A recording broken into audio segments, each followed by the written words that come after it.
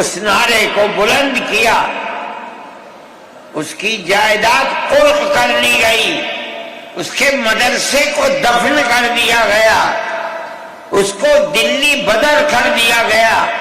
لیکن یہ مسلمان ایسے نہیں تھے جو کسی ملک کے پیسے یا اس کی سطوت اور اس کی طاقت کے سامنے سر جھکا دیتے۔ جو انہوں نے اپنا موقف اختیار کیا تھا پتھر کی چٹان کی طرح، اسی طرح اس موقف کے اوپر کھڑے رہے۔ سب سے پہلا جہاد سن 1932 کے اندر ہوا، ہندوستانی لوگ تو جانتے بھی نہیں، اور اس کے اندر لوگ مر گئے، ختم ہو گئے۔ شاہ عبدالعزیز صاحب کے رشتے کے، ان کے قریب، ان کے اولاد میں شاہ اسماعیل شہید اور رائے بریلی کے شاہ احمد شہید، دونوں کے دونوں ختم ہو گئے، شہید ہو گئے بالا کوٹ کے میدان میں۔ لیکن پیچھے نہیں ہٹے۔ وہ لوگ جو بچ کر آئے تھے سن 1857 میں پھر جہاد کر دیا، اور اس کے اندر صرف اسی دلی کے اندر 33,000 مسلمان شہید کیے گئے، اور لال قلعے سے لے کر جامع مسجد تک درختوں کے اوپر ان کی لاشوں کو لٹکا دیا گیا۔ یہ مسلمان کی تاریخ ہے، علماء کی تاریخ ہے۔ بتائیں کون ہے جس کی زندگی کے اندر یہ تاریخ مل سکتی ہے؟ میں کہتا ہوں، لاکھوں آدمی کے سامنے کہتا ہوں، کوئی مائی کا لال ہے جس نے اس ملک کی اس طرح خدمت کی ہو جس طرح مسلمان علماء نے خدمت کی ہے؟ میرے بھائی، جمعیت علماء انہی مجاہدین کی بنائی ہوئی جماعت ہے۔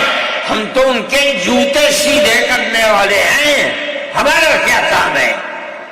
ایک ہی کام ہے کہ انہوں نے جو جمعیت کی بنیاد کے اندر ہندو مسلم اتحاد اور ملک کے ہر بسنے والے کو ایک پیغام دیا تھا پیار و محبت کا، ہم اسی پیغام کو لیے بیٹھے ہوئے ہیں۔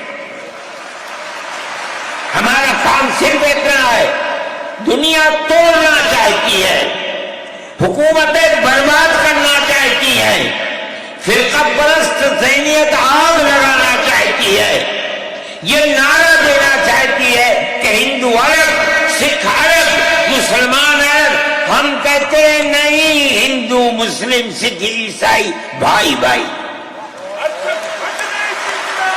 یہ ہمارا پیغام نہیں ہے، ان بزرگوں کا پیغام ہے جنہوں نے پھانسیوں کے تختوں کو چوما، اپنے اس ملک کے لیے چوما ہے، اس کی آزادی کے لیے چوما ہے۔ اس ملک کے اندر یگانگر اتحاد جس کو آج آگ لگایا جا رہا ہے، ہمارے بزرگوں نے اسی اتحاد کے لیے اپنی قیمتی جانوں کو قربان کیا ہے، اور ان کا مقصد یہ تھا کہ ملک آزاد ہو جائے، حکومت ایسی بننی چاہیے جو حکومت سیکولر حکومت ہو، کسی کا حق نہ جائے۔ کانگریس اس لیے نہیں بنی تھی، یہ 1803 کی آواز ہے کہ ملک غلام ہو گیا، جہاد کرنا فرض ہے۔ کانگریس کا تو وجود بھی نہیں تھا، کانگریس تو 28 دسمبر 1985 کو بنی ہے، اور اس کا پہلا اجلاس بمبئی کے اندر ہوا ہے۔ آپ لوگ سمجھیں اس کو، کانگریس ملک کو آزاد کرانے کے لیے نہیں بنی تھی، کانگریس کی تجویز موجود ہے۔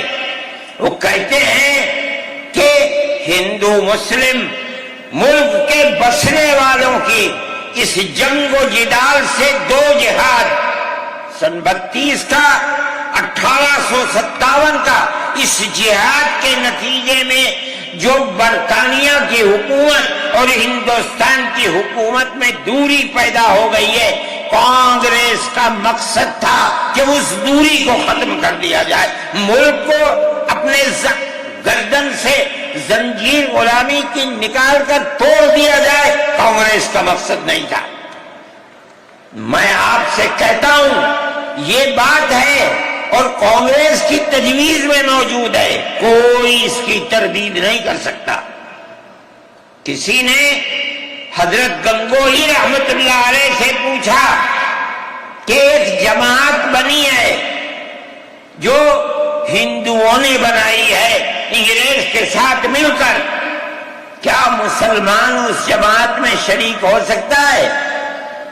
حضرت نے فتویٰ دیا اور یہ کہا کہ جس طرح اپنے کاروبار میں ہندو مسلمان شریک ہو سکتا ہے، اسی طرح اس پارٹی کے اندر بھی ہندو مسلمان شریک ہو سکتا ہے، بشرطے کہ دین کو کوئی نقصان نہ پہنچے۔ اس فتوے کا نام ہے نصرت الابرار، جو پرانی یونین مکتبیں ہیں، لائبریریاں ہیں، یہ آج بھی وہاں موجود ہے۔ یہ صرف فتویٰ نہیں ہے، یہ اس لیے ہے کہ یہ اشارہ ہے کہ مسلمانوں کو کانگریس کے ساتھ شریک ہونا چاہیے اور کانگریس کے اس نظریے کو بدلنا چاہیے۔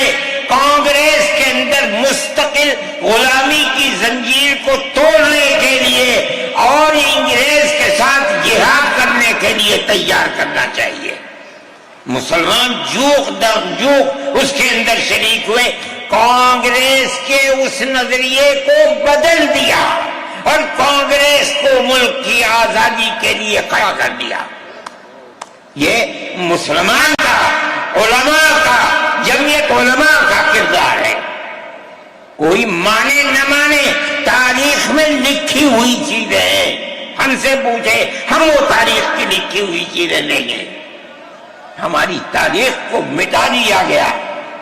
وہ طبقہ جو آج ملک کے اندر اسلام اور مسلمانوں کو دفن کرنا چاہتا ہے، وہ ہماری تاریخ کو دفن کرنے کے اندر کامیاب ہو گیا، مگر ہم کہتے ہیں یہ ہماری تاریخ ہے۔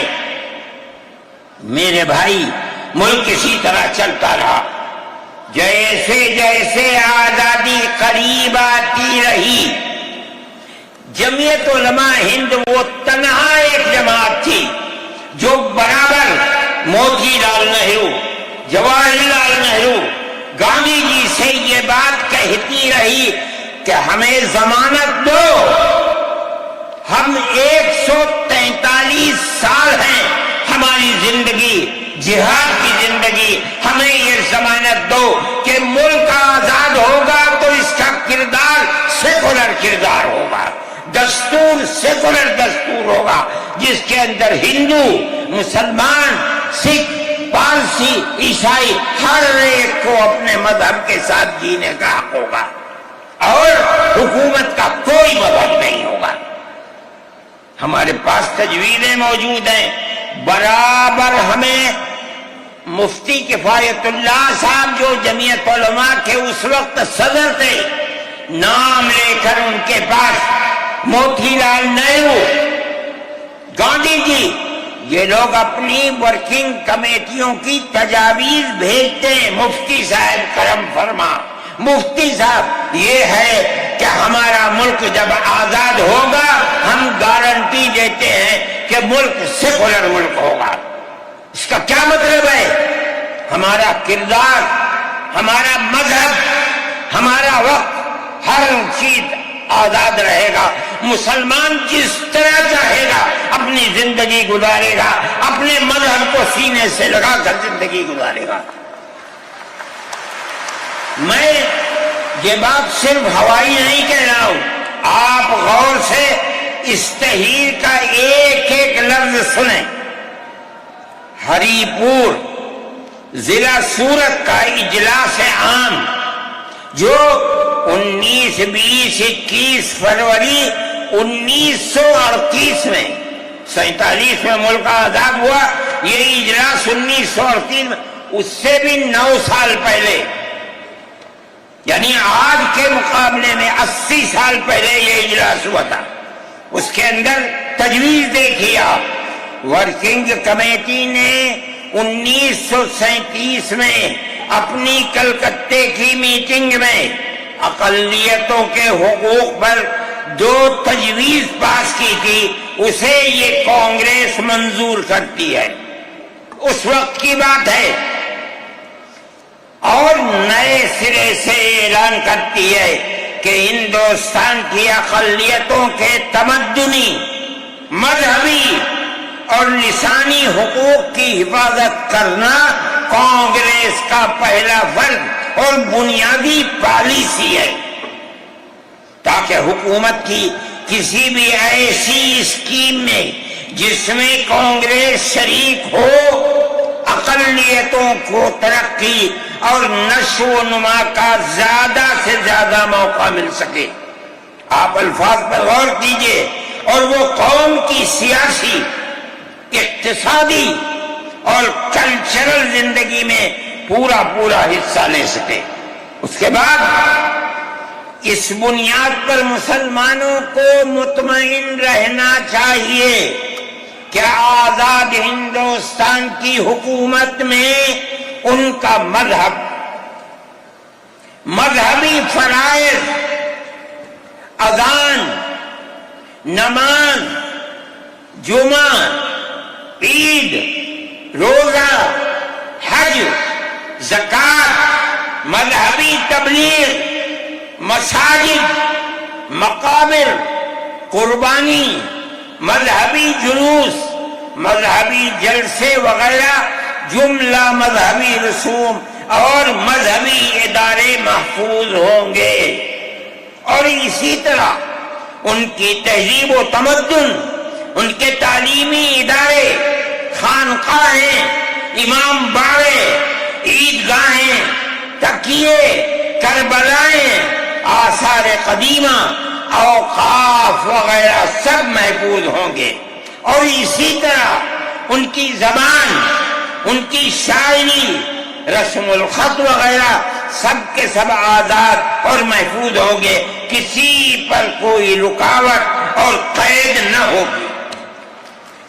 جو میں آپ سے کہہ رہا ہوں، آپ دیکھیے، یو پی کانگریس کا شائع کردہ election board National Herald Press Lucknow 1946 کے اندر، شاید 10 فروری میں نے نقل کیا ہے، وہ مٹا ہوا تھا، اس کے اندر یہ بلیٹن شائع ہوا ہے. میں کہتا ہوں کہ ہندوستان کی جمعیت علماء کے بار بار کھچوٹے لگانے پر وعدہ کرو کہ ملک سیکولر ملک ہے، وہ وعدہ کرتے چلتے ہیں. میں آج آپ سے پوچھتا ہوں کہ اس میں سب سے پہلی چیز ہے کہ مسلمانوں کا مذہب اور مذہبی فرائض محفوظ رہیں گے. آج میں پوچھتا ہوں، ملک کی آزادی کو 70-80 سال ہو رہے ہیں، بتائیے کیا محفوظ ہے مسلمانوں کا؟ آپ مذہب محفوظ ہے مسلمانوں کا؟ کیا آپ نے مسلمان مذہب کا مسئلہ قرآن و حدیث سے ثابت ہے؟ آپ جو کچھ کر سکتے تھے آپ نے نکاح اور طلاق کے اندر کر دیا، مذہب کا محفوظ ہے؟ آپ کی حکومت اتراکھنڈ میں ہے، آپ یکساں سول کوڈ، یعنی کوئی تعلق مسلمان کا مذہب سے نہیں ہوگا. گورنمنٹ جو قائم کرے گی اس کے اوپر مسلمان کو چلنا ہوگا. کہاں کا سیکولرزم ہے؟ کیا مسلمان اس پر اطمینان کر سکتا ہے؟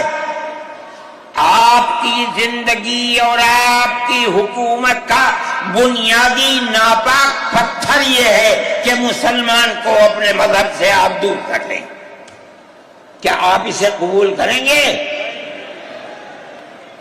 یہ آج کی حکومت کا یہ مسئلہ ہے. مذہبی فرائض کہاں کے آپ زندہ رہ گئے؟ آج آپ نے مسئلہ بنایا ہے کہ اتراکھنڈ کی ریاست اور شہروں کے اندر مسلمان جو 50 سال سے آباد ہے آباد بھی نہیں رہ سکے گا. یہ آپ کا کردار ہے، یہ تصویر ہے اور ناپاک تصویر ہے ہم کہتے ہیں. اس تصویر کو آپ پیش کر رہے ہیں، یہ تصویر سیکولر دستور کی تصویر نہیں ہے. ہمارا آج کا یہ کنونشن سیکولر دستور کی حفاظت کے لیے ہے. کہاں ہے جی؟ کیا کر رہے ہو؟ اس ملک کو، ملک میں رہنے والوں کے لیے جہنم بنا رہے ہو. جمعیت علماء اس کو قبول نہیں کرتی.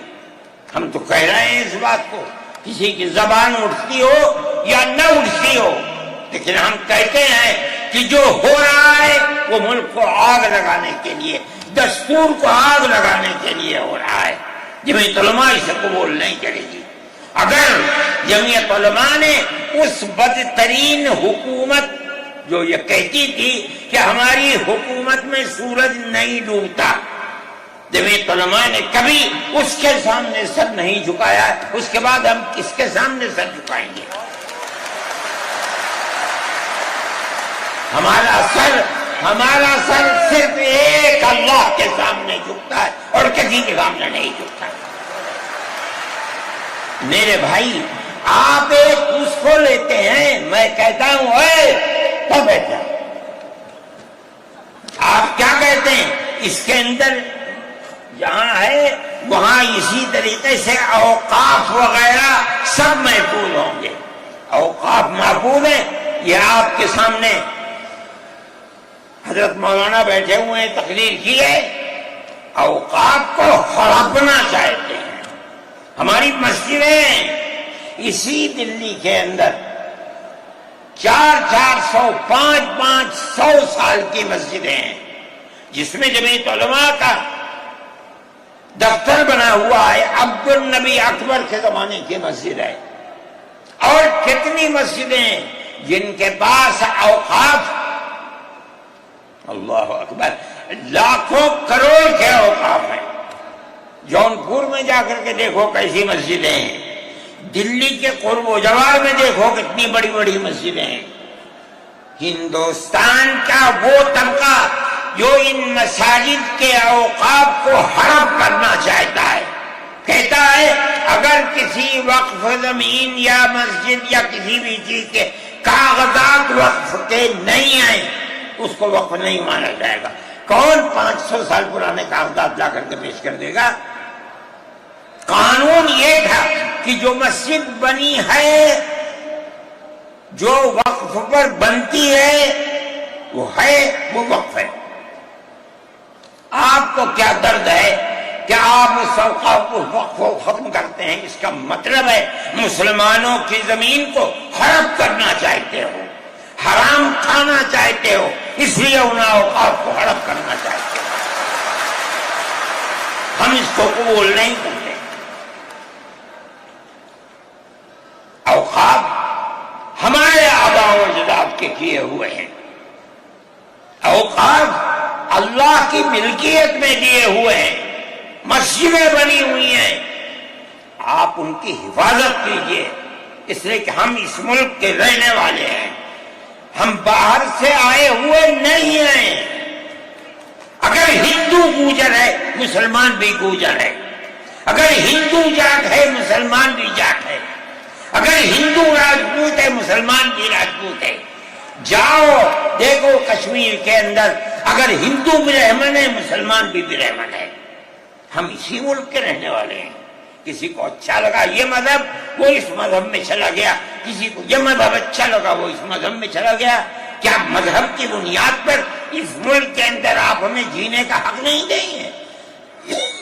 ہم اپنے جینے کا حق کو لیں گے. آپ نے جس سیاست کو اختیار کیا، آپ 2 الیکشن پہلے دیکھیے کس قوت کے ساتھ بی جے پی آئی تھی. آپ نے جس پالیسی کو اختیار کیا، سیکولرزم کو آگ لگانی چاہیے، اس کا نتیجہ اس الیکشن میں کیا ہوا؟ بی جے پی ہار گئی. میں کہتا ہوں کہ اگر چندرا بابو نائیڈو کی بیساکھی نہ ہوتی اور ادھر نتیش کمار کی بیساکھی نہ ہوتی تو بی جے پی گورنمنٹ نہیں بنا سکتی تھی۔ کیوں ہوا؟ وہ جو 14 سال پہلے اتنی قوت کے ساتھ آئی تھی کہ لگتا تھا کسی دوسری جماعت کا چراغ ہی نہیں جل رہا ہے، وہ چراغ آج بجھ کیسے گیا؟ اس پالیسی کی وجہ سے۔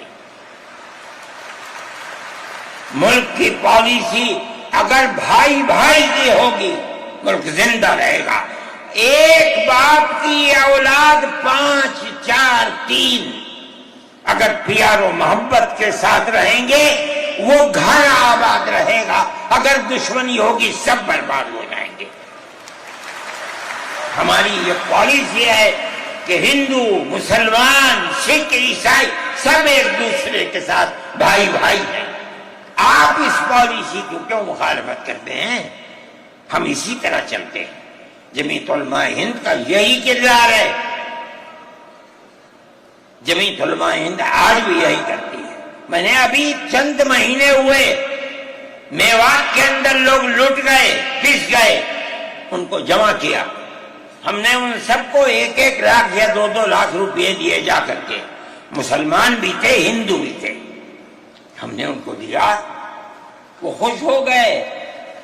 ہم ہر سال تقریباً 1.5 کروڑ روپئے دیتے ہیں بچوں کو جو پڑھنے والے ہوتے ہیں، جو غریب ہوتے ہیں، اونچی تعلیم کے لیے۔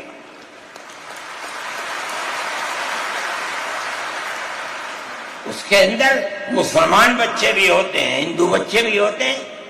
جمعیت علماء ہر ایک کی مدد کرتی ہے، پڑھیں، ملک کے لیے کام کریں۔ میں جا رہا تھا ایک مرتبہ، بنگلور سے سوار ہوا، مجھے جانا تھا سوئٹزرلینڈ، ایک میٹنگ تھی وہاں سعودی عرب کی، سوئٹزرلینڈ کے اندر۔ میں جب گیا جہاز کے اندر، صبح ہوئی تو میں نے چائے وائے پی، میرے پاس جو پائلٹ تھا چلانے والا وہ آیا، میرا شکریہ ادا کرنے لگا، آپ نے بڑی محبت کے ساتھ۔ میں نے سوچا کیا بات ہے، کیا آپ کیوں؟ کہنے لگے کہ مجھے اس جگہ تک پہنچنے میں جمعیت علماء اگر مدد نہ کرتی میں نے کچھ کر سکتا تھا۔ مجھے حیرت ہو گئی کہ کیا بات ہے یہ، ہم ہر ایک کی مدد کرتے ہیں۔ کیرلا کے اندر سیلاب آیا، لوگ لٹ گئے، مر گئے، ہم نے مکانات کی مرمت کی، ہم نے مکانات کو اثر نو بنوایا بھی، میں نے چابیاں بھی دی اور تمام میڈیا نے اس کو دکھلایا۔ ہندو بھی تھے، مسلمان بھی تھے، ہندو عورتیں بھی تھیں جن کے ہاتھ میں نے چابی دی ہے۔ جمعیت علماء کا یہ کردار ہے۔ ہمارے بزرگوں نے متحدہ قومیت کتابیں شائع کی ہیں، اس کا مطلب ہے کہ ہندوستان کی قوم مذہب کی بنیاد پر نہیں بٹے گی، جو ہندوستان میں رہتا ہے ان سب کی ایک ہی قوم ہے، مذہب کی بنیاد پر قومیں تقسیم نہیں ہوں گی۔ یہ ہمارا کردار ہے، ہم اس کردار پر زندہ ہیں اور اسی پر چلتے ہیں۔ صحیح ہے، یہ ملک کے اندر جو پالیسی چل رہی ہے کہ ان کو مار دو، ان کو گرا دو، ان کو، آسام کے اندر یہ پالیسی آج سے نہیں سن 12 سے چل رہی ہے۔ جمعیت علماء تنہا جماعت ہے ملک کے اندر جو آسامیوں کے مسائل کو جانتی ہے۔ یہاں سے رہنے والے، ان کی زبان اور ہے، ان کا کلچر اور ہے، بہت دور ہے، دنیا کے آخر میں رہتے ہیں، کون جانتا ہے ان کے مسائل کو؟ تنہا جمعیت علماء ہے جو ان کے مسائل سے دلچسپی لیتی ہے، گھستی ہے، کروڑوں روپیہ خرچ کرتی ہے۔ یہ ایک مسئلہ تھا، اس سے پہلے ایک اور مسئلہ تھا، کہا گیا کہ پنچایت اگر کسی کو آسام میں یہ سرٹیفکیٹ دیتی ہے کہ یہ ہندوستانی ہے تو وہ سرٹیفکیٹ نامقبول ہوگا۔ 47 لاکھ آدمی اس سے متاثر تھے۔ جو پھر کپرست پارٹی تھی وہ کہتی تھی کہ پنچایت کے سرٹیفکیٹ کو قبول نہ کیا جائے، اگر یہ فیصلہ ہو جاتا تو 47 عورتیں 47 لاکھ اپنے بچوں کے ساتھ ملک کے اندر بھیک مانگنے والوں کی زندگی بسر کرتے. ہم نے سپریم کورٹ کے اندر اس کو چیلنج کیا. سپریم کورٹ کہا جاتا ہے، لیکن در حقیقت یہ ملک میں بسنے والے ان غریب اور لاچار لوگوں کی پناہ گاہ جن کے سامنے ملک میں کوئی راستہ نہیں بچتا، تو وہ کورٹ میں پہنچتے ہیں کہ ہماری مدد کرو. ہم پہنچ گئے، اپنے لیے نہیں، ان غریبوں کے لیے پہنچے جو 47 لاکھ تھے. آپ نہیں جانتے اس کے اندر 24 لاکھ ہندو عورتیں تھیں. آپ سمجھے. اور جمعیت علماء گئی. میں بہت پریشان تھا کہ الہ العالمین کوئی مدد کرنے والا علاوہ تیرے کوئی مدد کرنے والا نہیں ہے. میں اللہ کا فضل کرتا ہوں کہ جو کورٹ اور وہیں کا وکیل چیف جسٹس تھا آسامی کا تھا. مجھے خطرہ تھا کہیں یہ آسامیوں کے ساتھ نہ چلا جائے، گورنمنٹ کے ساتھ نہ چلا جائے. اللہ کی قدرت ہے کہ فیصلہ یہ آیا کہ وہ سرٹیفکیٹ جو پنچایت نے دیا قبول کیا جائے گا.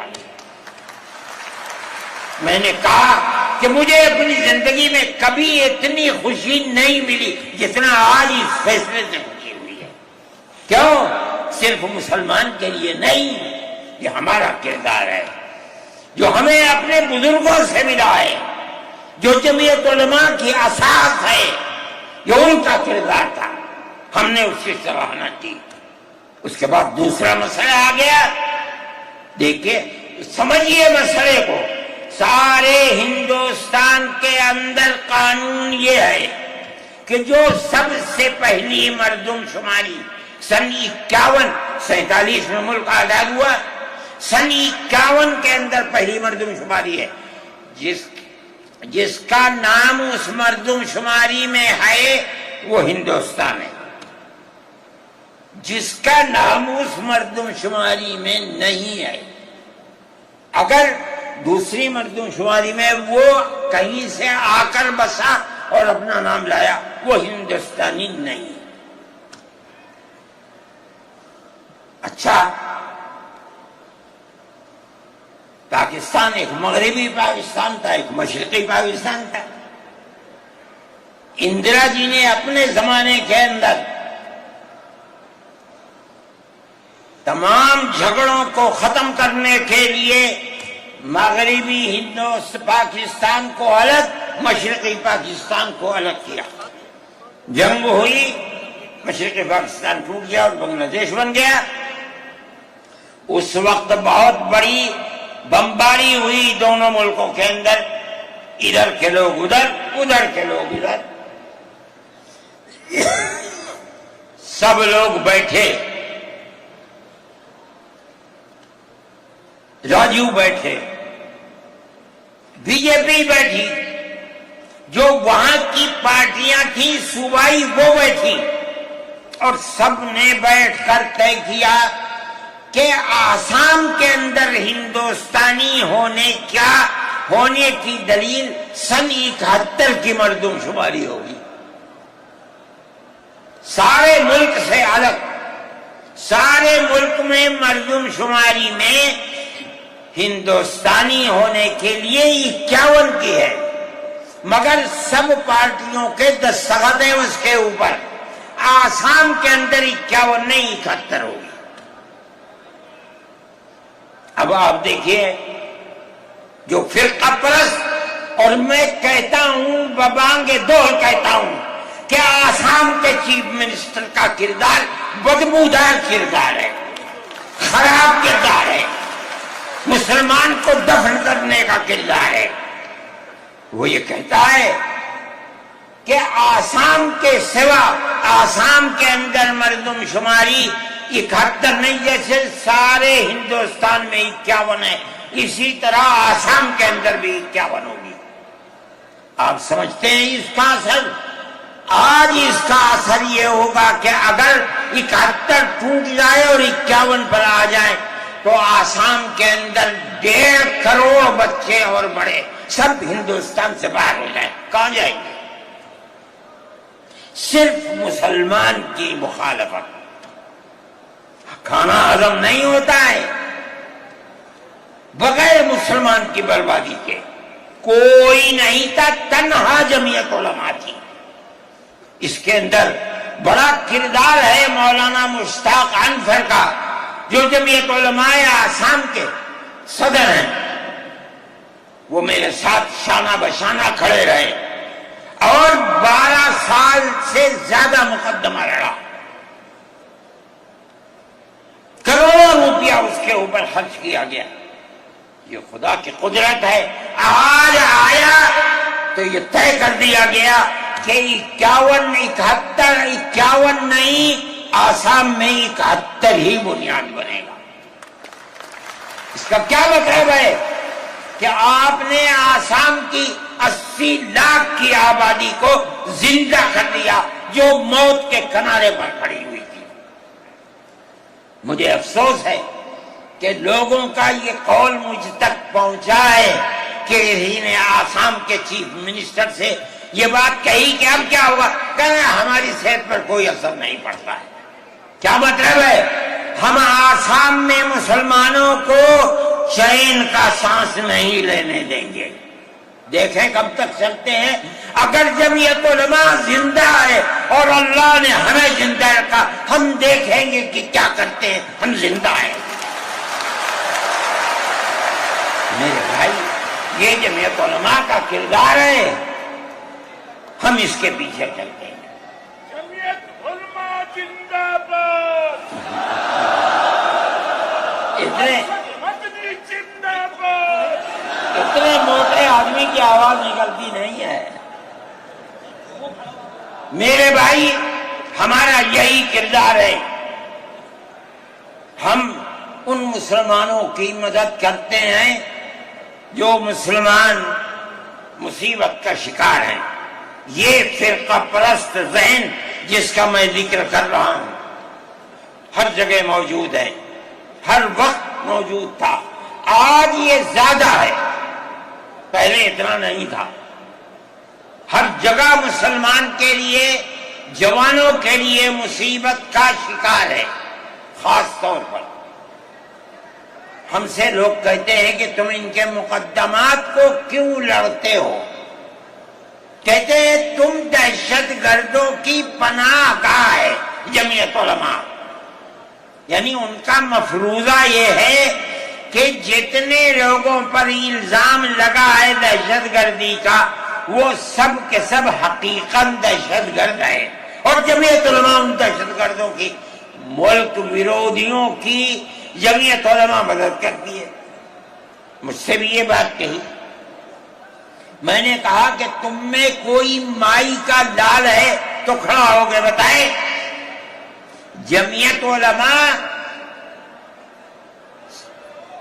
لوور کورٹ نے پھانسی کی سزا دے دی، گجرات کے اندر ہائی کورٹ میں پہنچے، انہوں نے پھانسی کی سزا دے دی۔ ہم اس کیس کو لے کر، اس کے اندر ہندو بھی تھے، مسلمان بھی تھے، سپریم کورٹ میں آئے۔ سپریم کورٹ میں ہم نے مقدمہ لڑا اور سپریم کورٹ نے انہیں سب کو باعزت بری کر دیا۔ میں نے کہا کہ کسی ملزم کے لیے گورنمنٹ ہندوستان کی حکومت نے حق دیا ہے کہ مقدمہ لڑو۔ اگر کوئی غیر ملکی ہندوستان کے اندر پکڑا جائے، اپنے مدعا کو پیش کرنے کے لیے گورنمنٹ اس کو وکیل دیتی ہے۔ ہم نے کیا جرم کیا ہے؟ ہم انہیں وکیل دیتے ہیں لڑنے کے لیے، بہتر سے بہتر وکیل دیتے ہیں۔ ہم کہتے ہیں کہ لڑو مقدمہ، تاکہ دودھ کا دودھ، پانی کا پانی الگ الگ ہو جائے۔ مقدمہ لڑے اور سپریم کورٹ کہتی ہے کہ جھوٹا الزام تھا، جھوٹ ہے، جھوٹ ہے، جھوٹ ہے۔ ملک کے اندر فرقہ پرستی ہے، دشمنی ہے، ہر طبقے کے اندر ہے۔ کوئی بھی طبقہ پولیس کا ہو، انتظامیہ کا ہو، کسی کے اوپر جو چاہے الزام لگا دے۔ جمعیت علماء آج بھی جو کیس لڑ رہی ہے 1050 کیس ہیں جو lower court, high court, supreme court کے اندر لڑ رہی ہے۔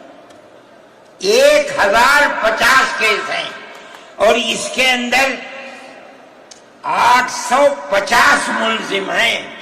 ہم لڑتے ہیں مقدمہ، ہم یہ سمجھتے ہیں کہ آپ جس کو ہائی کورٹ، سپریم کورٹ تک یہ ثابت کر دیں کہ یہ ملزم ہیں، انہوں نے دیش کے ساتھ ویرودھ کیا ہے، ثابت ہو جائے، ہمارا کوئی تعلق اس سے نہیں ہے۔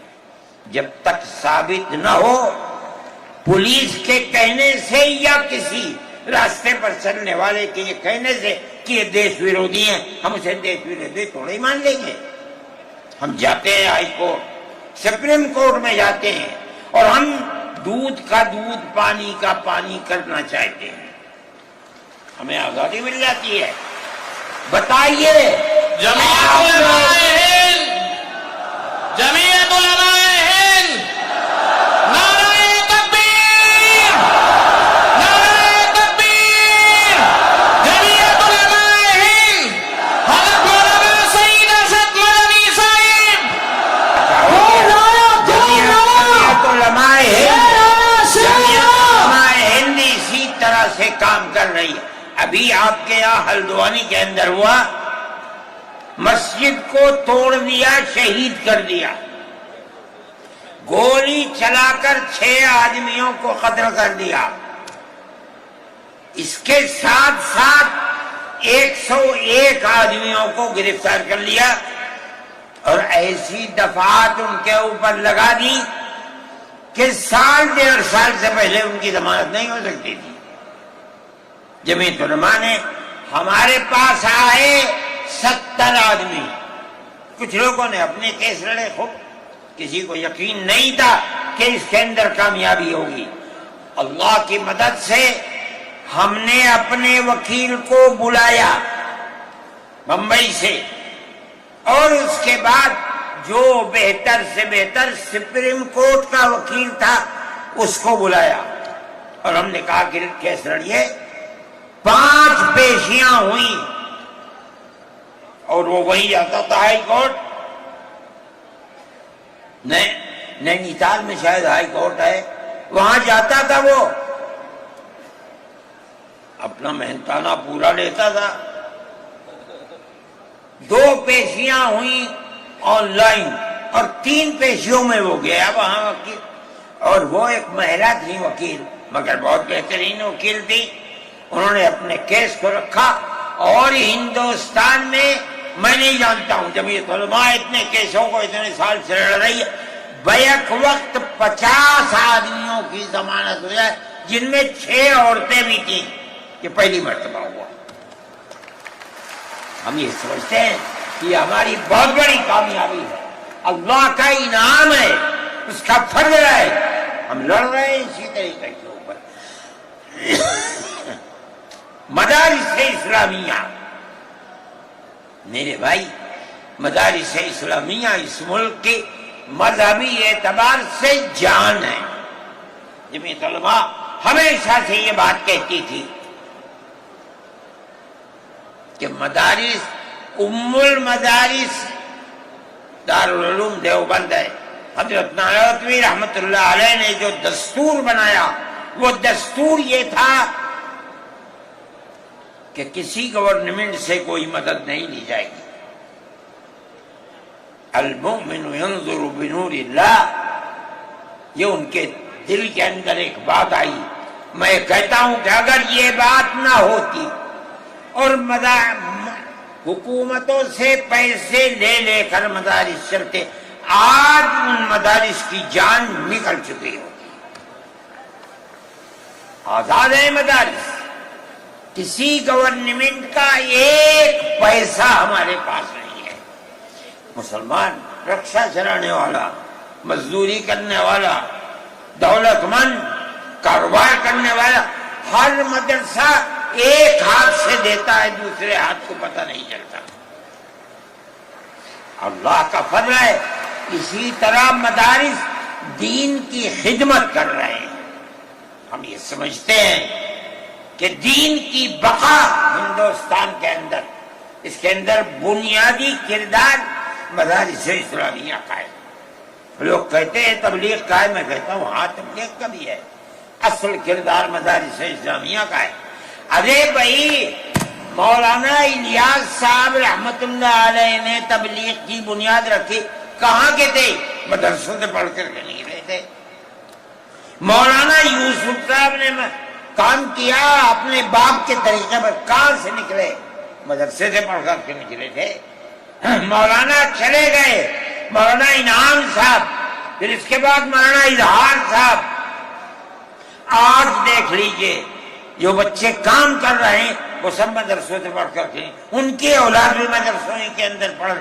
اصل کردار دنیا کے اندر، ہندوستان میں نہیں، چاہے جہاں دنیا میں چلے جاؤ، اصل کردار مدارس اسلامیہ کا ہے. اگر کسی روئے زمین میں آج کہیں کوئی مسلمان اللہ کہتا ہے، میں سمجھتا ہوں دیکھ لو کہیں نہ کہیں کسی مدرسے سے جڑا ہوا ہوگا. نعرہ تکبیر! مدارس اسلامیہ! ہندوستان! ہندوستان! زندہ باد! آئین کا محافظ کون ہے؟ ارشد مدنی! ارشد مدنی! آئین کا محافظ کون ہے؟ ارشد مدنی! ارشد مدنی! مدارس اسلامیہ کا یہ کردار ہے. اسلام کو پھلتا پھولتا دیکھیں، یہ ان سے برداشت نہیں ہوتا. مگر یاد رکھیں کہ اللہ کا یہ چراغ نہیں بجھے گا، اسے بجھانے والے بجھ جائیں گے. نعرہ تکبیر! آج سے نہیں 1400 سال سے اسلام کی یہی تصویر ہے کہ یطفئون نور اللہ بافواہہم ویأبی اللہ الا ان یتم نورہ. اللہ کے چراغ کو پھونک سے بجھانا چاہتے ہیں، اللہ انکار کرتا ہے نہیں، یہ چراغ مکمل ہو کر کے رہے گا. میرے بھائی، فرقہ پرست ذہنیت جو کرنا چاہتی ہے، اللہ چاہے گا تو یہ نہیں ہوگا. مسلمان اسی ماحول کے اندر زندہ ہے، زندہ رہے گا، اور اسی طرح اس ملک کے اندر اسلام کا، اس ملک کے اندر بھی اسلام کا چراغ چلتا رہے گا. میرے بھائی، میں یہ باتیں اس لیے کہہ رہا ہوں کہ آپ کے اندر حوصلہ ہونا چاہیے، لیکن امن و امان کو مت جانے دیجیے. مسلمان مر جائے ٹھیک ہے، مگر امن و امان ختم نہیں ہونا چاہیے. میں نے، ٹھیک ہے اسلام کو نہیں مانتا آدمی، اللہ کو نہیں مانتا، اللہ کو برا بھلا کہتا ہے.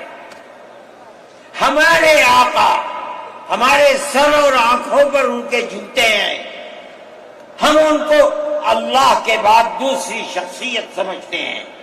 جو نہیں مانتا وہ ان کو برا بھلا کہتا ہے، کہے، لیکن نقض امن کے لیے کہے، ہم یہ سمجھتے ہیں کہ ہندوستان کے قانون کے خلاف ہے. یہ فرقہ پرستی ہے کہ اس کو تو نظر بند کر دیا جائے، کسی جگہ چھپا دیا جائے، اور وہ جو احتجاج کریں ان سے جیلوں کو بھر دیا جائے. ہم سمجھتے ہیں کہ یہ خود ایسا کرنے والوں کی فرقہ پرستی ہے، ہم اس کو قبول نہیں کرتے. اس لیے میرے بھائی، آنے والے دنوں کے اندر یہ بات طے ہوگی کہ اس سلسلے کے اندر کیا کیا جائے. ہم اس کو نقض امن سمجھتے ہیں. آپ ایسا کرنے والوں پر نقض امن کی بنیاد نہ بنائیں، اور وہ جو گھروں سے باہر نکلے ان پر نقض امن کی بنیاد. آج بنگلور کے اندر جو یہ واقعہ 3 سال پہلے ہوا تھا، جو کرنے والا تھا وہ آزاد پھر رہا ہے، اور میں سمجھتا ہوں کہ 63 یا 64 لوگ 3 سال سے جیلوں کے اندر پڑے ہوئے ہیں، صرف اس لیے کہ جو نقض امن کرنے والا ہے اسے تو آپ نے آزاد چھوڑ دیا، اور جو احتجاج کرنے والے تھے ان سے آپ کو جیل میں بھر دیا. ہم اس چیز کو اس ملک کے امن کے خلاف سمجھتے ہیں. میرے بھائی، بلڈوزر چلانا یہ بھی ایک چیز تھی. آپ قانون کے خلاف ہونے پر بلڈوزر چلاتے ہیں، چاہے ہندو کا گھر ہو، چاہے مسلمان کا گھر ہو، چاہے عیسائی کا گھر ہو، ہم اسے بھی برا سمجھتے ہیں. آپ نوٹس دیجئے، چند دن کی مہلت دیجئے. کل آپ نے نوٹس لگایا، آج لگا دیں، خراب ہے. لیکن آپ دیکھ لیجئے 95% گھر مسلمانوں کے ہیں.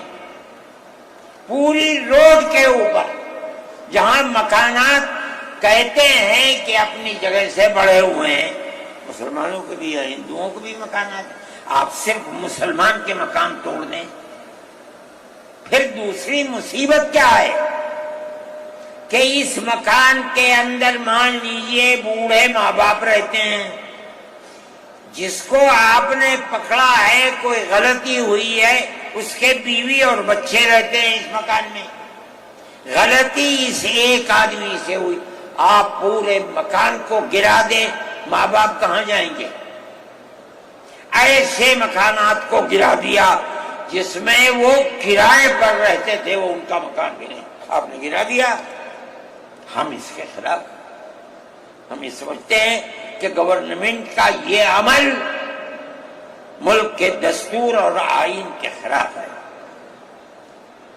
اس لیے جمعیت علماء ان تمام چیزوں کے اوپر نکیر کرتی ہے، اور ہم یہ سمجھتے ہیں کہ اگر یہ ملک زندہ رہے گا تو اخوت و ہمدردی اور پیار و محبت کے ساتھ زندہ رہے گا. جمعیت علماء کی یہ پالیسی ہے، ہم سب کو ساتھ لے کر چلتے ہیں، کسی کی مخالفت نہیں. یہ پنڈت جی بیٹھے تھے، شاید چلے گئے، تھک کے آئے، اس سنجے کو گئے کہ اتنا بڑا ٹیکا لگا ہوا ہے. کہنے لگا میں تو آیا ہوں جلسے میں شریک ہوں گا. میں نے کہا کوئی دیکھے گا تو کیا کہے گا؟ لگا جی کہنے دے جو چاہے کہے، میرے تعلقات سب سے ہیں، میں ہر ایک سے اپنے تعلقات، چاہے کوئی ہندو ہو چاہے مسلمان ہو. میں نے اپنے بچپن میں دیکھا ہے کہ حضرت رحمت اللہ علیہ کے پاس ہندو بھی آتے تھے، مسلمان بھی آتے تھے. میں نے یہ بھی دیکھا ہے کہ ایک گاؤں کے اندر جبیرن میں حضرت کار سے جا رہے تھے، میں بیٹھ گیا، وہاں جا کے میں نے دیکھا کہ ایک ہندو جو اس گاؤں کا پڑھا لکھا آدمی تھا، ہو سکتا ہے حضرت کے ساتھ کہیں جیل میں ہو، اس کے یہاں اس زمانے کے اندر جب پانی نکالنے کے لیے انجن کا رواج نہیں تھا، اس نے لگایا اور حضرت کو بلایا تھا کہ حضرت اس کے اندر بسم اللہ کر کے شروع کر دیں. حضرت کا بڑھاپا تھا، وہ اسے چلانے، تو وہ بھی لگا اور بھی لوگ لگے اور حضرت بھی لگے اور اسے چلایا اور پانی نکلنے لگا. یہ تعلقات تھے. ہم آج بھی اسی کے اوپر قائم ہیں. بغیر پیار و محبت کے ملک نہیں چلے گا. آپ کو یہ چلانا پڑے گا. آپ اسلام اور مسلمان کی مخالفت کریں اور اسے برباد کریں، یہ چیز نہیں چلے گی. میں اس سلسلے کے اندر جو گٹھ بندھن کی پالیسی ہے میں اس کو اچھا سمجھتا ہوں. ایک طرف تو یہ کردار ہے گورنمنٹ کا جو آپ کے سامنے پیش کیا جا رہا ہے. دوسری چیز الیکشن کے زمانے کے اندر جو انڈیا گٹھ بندھن نے اپنا مینیفیسٹو شائع کیا، میرے پاس یہ چیز پہنچی کہ راہل گاندھی جی نے یہ کہا ہے کہ ہماری حکومت اگر بنے گی تو ہم ہر اقلیت کو اپنے مذہب کے اوپر چلنے کی آزادی دیں گے.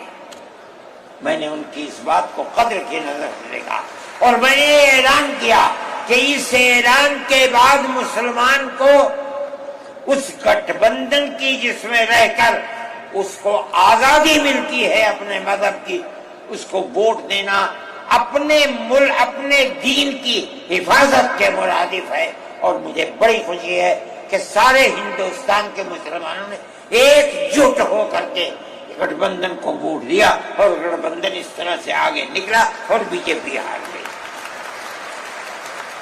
میرے بھائی، یہ جمعیت علماء کی پالیسی ہے اور جمعیت علماء اس پالیسی کے اوپر زندہ ہے۔ مسئلہ فلسطین کا ہے، بڑی عجیب بات ہے۔ فلسطین آزاد ملک ہے، حقیقت یہ ہے۔ آپ یہ دیکھیے، جب دولت عثمانیہ کو دنیا کی بڑی طاقتوں نے مل کر ختم کیا اور خلافت اسلامیہ ترک میں ختم ہو گئی، تو امریکہ، روس، برطانیہ، انہوں نے مل کر ایک یہودی حکومت قائم کی، اسرائیل ہے۔ اس کی ایک حدود اربع تھی، اس کے اندر فلسطین یعنی بیت المقدس نہیں تھا۔ جب وہاں اسرائیل ہو گیا، امریکہ اس کا سرپرست بن گیا۔ اب اسرائیل نے آگے بڑھ کر فلسطین کے اندر اپنے پیر جمائے اور بیت المقدس کو لینا چاہا۔ نتیجہ یہ ہوا کہ جب وہی اردن کے اندر اور بیت المقدس پر بھی قبضہ کیا اور اس کے ساتھ ساتھ فلسطینیوں کو غلام بنایا۔ ابھی دل نہیں تھما، تھوڑے دنوں کے بعد پھر آگے بڑھا اور گولان کی وہ پہاڑیاں جو شام کے اندر تھی ان کے اوپر قبضہ کر لیا۔ جس دن پہلا حملہ بولا فلسطینیوں نے، ہمارے ملک کے پرائم منسٹر نے یہ کہا کہ یہ دہشت گرد ہیں۔ مجھے بڑا افسوس ہوا کہ یہ تاریخ کی دنیا کی نہیں جانتے۔ ایسا لگتا ہے جیسے ہی انہوں نے دنیا کو دیکھا ہی نہیں۔ میں نے اعلان دیا، میں نے یہ کہا کہ جو یہ کہتے ہیں کہ یہ دہشت گرد ہیں، اگر یہ دہشت گرد ہیں اور غلامی کی زنجیروں کو توڑنا یہ دہشت گردی ہے، گاندھی جی بھی دہشت گرد تھے، نہرو بھی دہشت گرد تھے، ہمارے اکابر بھی دہشت گرد تھے۔ یہ ایسی بات ہے جس کی کوئی تعویل نہیں ہو سکتی۔ اللہ کا فضل ہے، اس کے بعد سے آج تک کبھی یہ نہیں کہا گیا کہ دہشت گرد ہے۔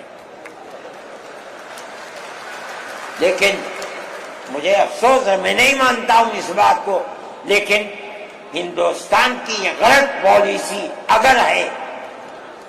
میں گیا عرب، میں نے لوگوں سے سنا کہ ہندوستان کا بارود فلسطینیوں کے مارنے کے لیے اسرائیل میں ہو رہا ہے استعمال۔ کہنے والوں نے کہا کہ ہندوستان کے فوجی بھی اسرائیل کے ساتھ لڑ رہے ہیں۔ میں اس کی تصدیق نہیں کر سکا ہوں، اتنے میں بات نہیں، مگر میں یہ کہتا ہوں کہ کھل کر پالیسی ہونی چاہیے۔ آپ اگر فلسطینیوں کے قتل عام پر بازی امریکہ کی طرح کہیے کہ ہماری فوجیں اسرائیل کے ساتھ، آپ بھی کہیے کہ ہماری فوجیں لڑ رہی ہیں، اور اگر نہیں ہے اپنے دامن کو پاک کیجیے۔ میں یہ سمجھتا ہوں کہ اس طرح کا قتل عام کہ ساری دنیا ایک طرف کھڑی ہوئی ہے، لیکن یہودی طاقت کے ساتھ کیونکہ سر پر امریکہ ہے، تجویز آتی ہیں اسرائیل کے، نہیں، اسرائیل کے خلاف نمبر 2 پر ہے۔ سب سے پہلی تجویز امریکہ کے خلاف آنی چاہیے، اس لیے کہ جو بم برس رہے ہیں وہ امریکہ کے ہیں، جو فوج لڑ رہی ہے وہ امریکہ کی ہے۔ اسرائیل کے پاس کتنا ہے؟ جو طاقت ہے وہ بڑی طاقتوں کی دین ہے۔ اسی بنیاد کے اوپر ساری دنیا کے اندر احتجاج ہو رہا ہے، مگر وہ احتجاج قابل توجہ نہیں ہے۔ جمعیت علماء ان مسائل کو سمجھتی ہے. ہم نے اپنی بات آپ سے کہی ہے. مسلمان اپنے نظریات، اپنے خیالات کو صحیح کرے اور اس نہج کے اوپر چلے. میں پھر کہتا ہوں، آپ ہندو مسلم اتحاد، آپ جس گاؤں میں ہیں وہاں اتحاد رکھیے، اپنے کھیت میں ہیں وہاں اتحاد رکھیے، بازار میں بیٹھے ہیں وہاں اتحاد رکھیے. جہاں دنیا کے اندر ہے مذہب کی بنیاد پر نہیں، ہندو مسلم بھائی بھائی اسی اتحاد کی بنیاد کے اوپر چلیے. اگر آپ چلیں گے تو آپ اپنے ملک کے وفادار ہیں اور آپ صحیح راستے پر چلنے والے ہیں. اور اگر آپ وہ پالیسی خدا نخواستہ جو فرقہ پرست نظریے کی پالیسی ہے، اگر آپ اسے اپنائیں گے، ملک